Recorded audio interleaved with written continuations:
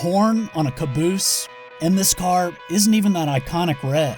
The ends of today's freight trains aren't all that interesting anymore, but are cabooses still used in the 21st century? The short answer is yes. And I'm not just talking about roadside attractions or town landmarks. That's right, some modern railroads are still using these classic cars. We'll talk about that, get into some history, take a tour inside, and look at some odd adaptations, including this armored beast. So park your caboose in a chair and watch closely. All that and more is next.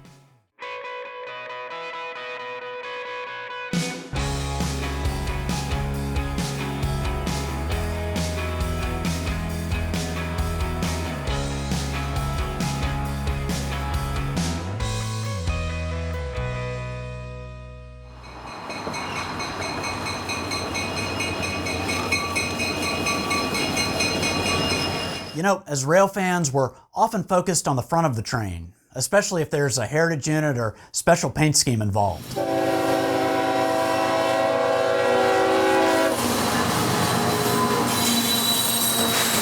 But 60 years ago, the back end might have been almost as interesting.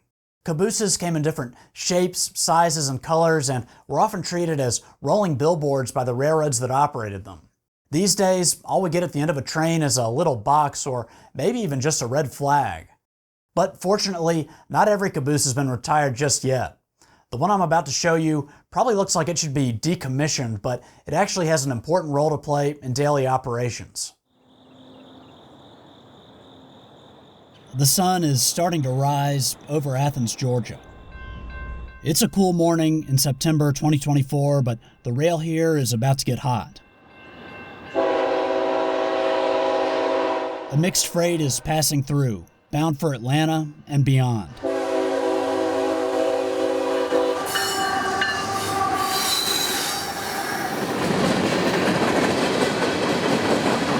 Of course, when you think of Athens, trains are probably not the first things that come to mind. Yeah, the classic city is home to the University of Georgia and Bulldogs football. You could once see Central Georgia and later Southern Railway trains traversing these lines, and the Seaboard Airline rails are still pretty active. This is now part of CSX's Abbeville subdivision. And on the siding this morning, a piece of what I would call active history. That's right, that's an old caboose. It's assigned to a CSX local that works this area. Looks like the crew is ready to pull out, and we'll get to see this thing in action. Not long after they pull away from the depot in Athens, you can hear a distinctive horn in the distance.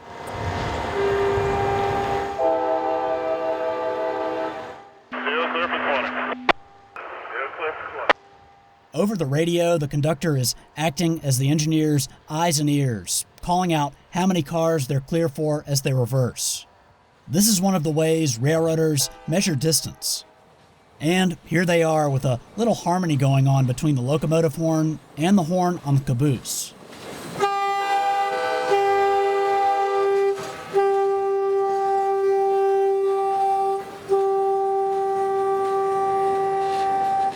So why do they have this thing? Well, it really all comes down to safety.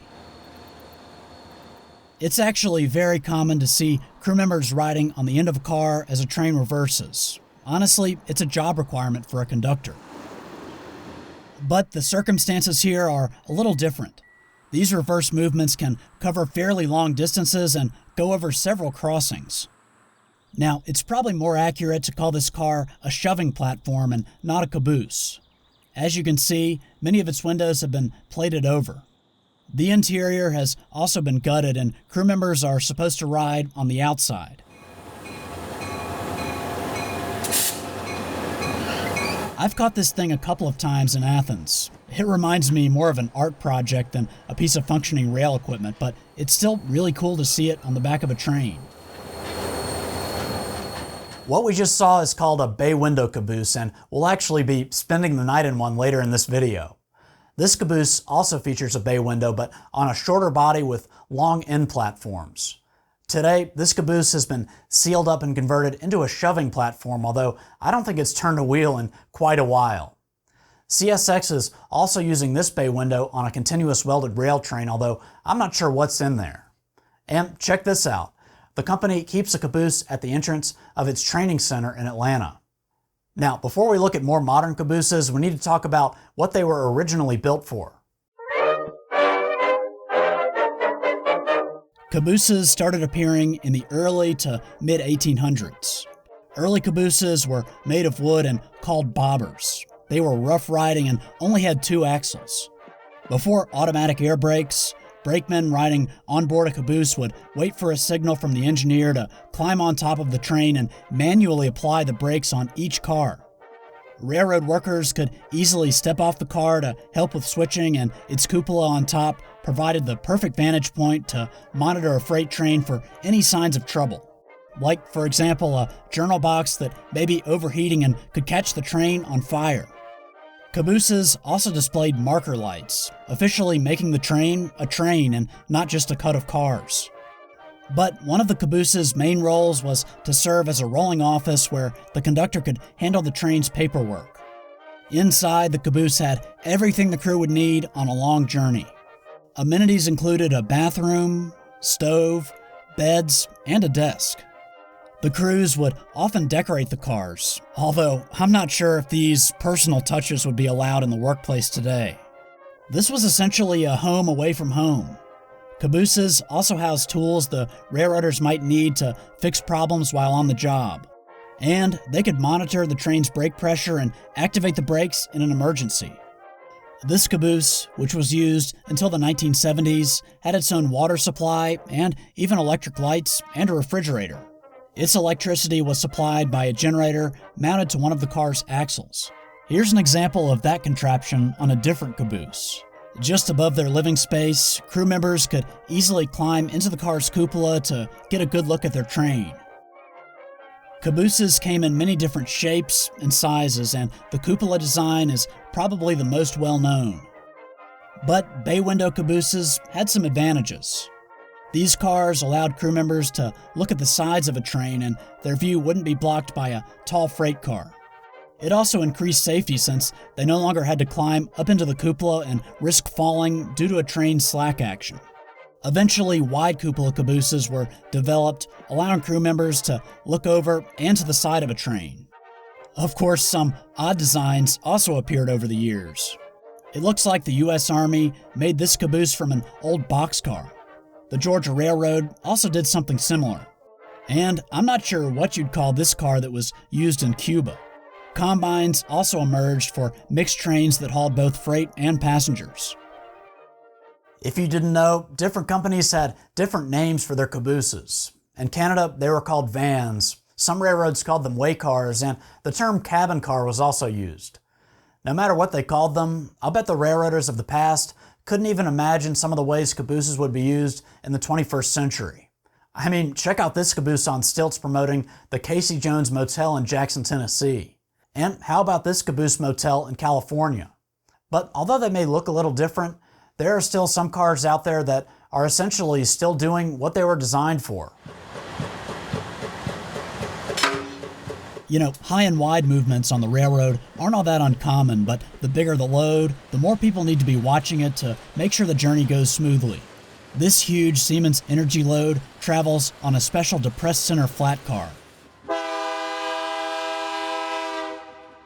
And behind that, a blue extended vision caboose brings up the rear of the train.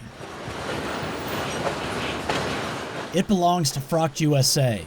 That company is a freight forwarder. Basically, a liaison between the shipper and the carrier. This car provides accommodations for the crew and also gives them a safe platform where they can monitor the load. Okay, the next train you're going to see hauls dangerous cargo that has to be watched very closely. This specialized car carries spent nuclear fuel from power plants. Behind that, security personnel ride in what's called a rail escort vehicle. I can't tell you a whole lot about this car, but here's what I've read. The car, which looks very much like a caboose, was developed by the U.S. Department of Energy in collaboration with the U.S. Navy. But why collaborate with the U.S. Navy? Well, it has experience transporting high-value U.S. Navy ship components and spent naval nuclear fuel by rail. Along with members of the security team, the rail escort vehicle also carries communication, surveillance, and train monitoring equipment. It's more than 68 feet long, and its maximum weight is 185,000 pounds. These trains and their nuclear cargo require 24/7 monitoring, and the REV gives the team a good living and working environment. The next cabooses we're going to look at are also put into high-risk situations. Several railroads in North America maintain cabooses as part of specialized firefighting trains. This one is operated by Union Pacific, and the one here is used by Burlington Northern Santa Fe. Of course, the train hauls its own water in tank cars, and as you can see, nozzles on board the caboose can spray both retardant and water. From battling blazes to fighting crime, cabooses have also been used by railroad police. The lettering and emblem here makes it clear who's inside. Southern Pacific special agents would ride in these, protecting railroad equipment and cargo. According to Athern, who made this HO-scale model, these special cabooses came about in the late 1980s when trains became the targets of thieves who would break into rail cars. And by the way, this was not an old-school caboose. It had air conditioners on top and spotlights all around. Its red marker light is here on the roof, along with this radio antenna. Of course, by the 1980s, cabooses were on the way out in favor of automated technology and a reduction in costs and manpower.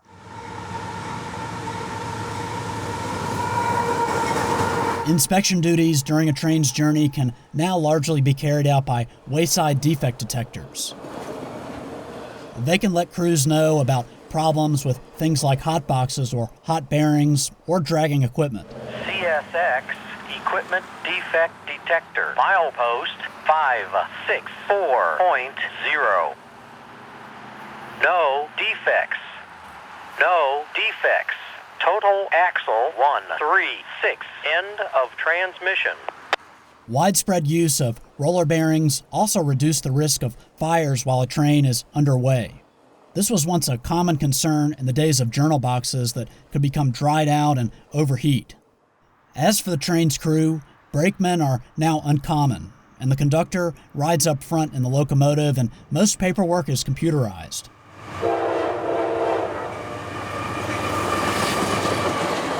So, what's at the back of a train now? Well, it's a small box known as an end-of-train device, or EOT. It's connected to the rearmost coupler and tied into the train's air brake line. It can radio information to the engineer about brake pressure at the end of the train and whether or not the last car is moving. These things can also respond to a command from the engineer to apply the emergency brakes. Here's an example of an older head-of-train box which is in the locomotive's cab. Now, newer locomotives have this integrated into their computer system. As you might imagine, EOTs have to be on for long periods of time, so how do they get their electricity? Well, they actually have small turbines that are pneumatically driven by the train's brake line pressure. The electricity is used for the functions I just mentioned and to power a flashing red marker light. With cabooses no longer needed, many were scrapped, but some were also saved and put to good use. This one, known as the Frosty Caboose, sells ice cream in Chamblee, Georgia. It's also a great place to watch trains. I believe this is a former Missouri Pacific transfer caboose that would have looked something like this. Transfer cabooses went short distances, typically between rail yards, and didn't need the larger interior space of a conventional caboose. Other cars around the country have also been converted into businesses. Cabooses are also an extremely common sight in small towns around the U.S. They're often preserved by local governments as city landmarks or offices. As for this caboose, it sat in a junkyard for much of its life, although it was never scrapped there. Instead, it served as an office until being removed in 2018 to make way for a mixed-use development. I don't know what ultimately happened to it. And while I can't tell you its current whereabouts, I can tell you about a place where you can actually sleep in one of these old cars.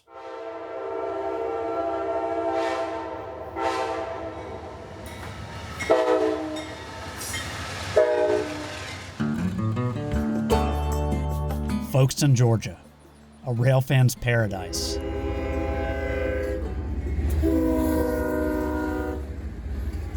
Here you'll see a steady stream of freight cars of all shapes and sizes. But of course, there will always be one piece of rolling stock that gets everyone's attention, rail enthusiast or not: the caboose. And while you won't see these things riding the rails much anymore, this one has found a second life, welcoming guests looking to get the full Folkestone experience. So let's climb aboard and see what it's like to spend the night in an iconic piece of railroad history. On the outside, this thing may look small, and it is, but you won't be roughing it. Inside, you'll find everything you need: a sink, a bathroom with a shower, a microwave, and a fridge. The caboose has 2 bunk beds and can sleep 4 people. There's also a TV in here, but I doubt any true rail fans will even turn it on. All you have to do is open the back door for a great view. Now, if you're a diehard rail fan, you're going to want to know a little bit about the history of where you're staying. Looking at this car's trucks, you can see L&N cast into the metal. A little internet research says the caboose started its life as Louisville and Nashville number 152. The L&N would eventually become part of the Family Line system, along with several other railroads. All of those railroads would ultimately make up the Seaboard system, and later what we now know as CSX. According to the car's owners, they found it in a salvage yard in Waycross, Georgia, a major CSX hub about 40 minutes northwest of Folkestone. The car was moved to its current location in 2010.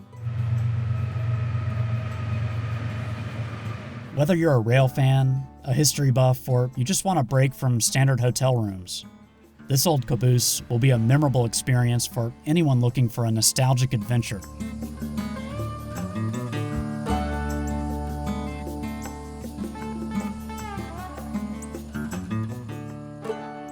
Well, it's interesting to see how cabooses are being used by railroads and entrepreneurs in the 21st century. You may want to see what one would have looked like in its prime. Fortunately, railroad museums and scenic railways across North America have preserved many of these iconic cars. Some are even still in working order.